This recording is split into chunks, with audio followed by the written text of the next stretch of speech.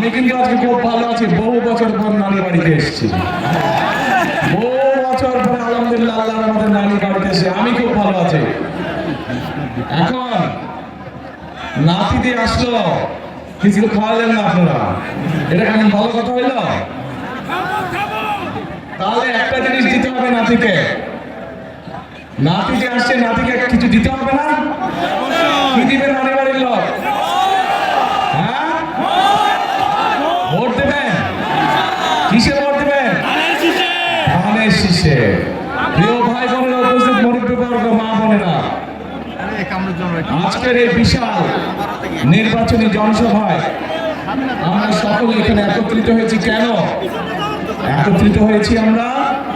এই যে সামনের 12 তারিখে যে নির্বাচন অনুষ্ঠিত হবে, সেই নির্বাচনে বহু বছর পরে এই বাংলাদেশের মানুষ তাদের রাজনৈতিক অধিকার প্রয়োগ করবে।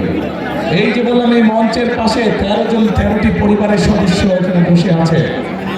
এই মানুষগুলো স্বজনরা এই অধিকার অর্জনের জন্য, বাংলাদেশের মানুষের অধিকার অর্জনের জন্য নিজের জীবন উৎসর্গ করেছিল।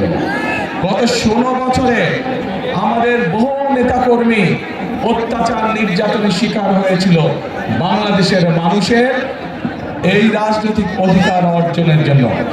আজ আমাদের সামনে এই আল্লাহর রহমতে এই সুযোগ এসেছে। আজ আল্লাহর রহমতে আমাদের সামনে এই সুযোগ এসেছে।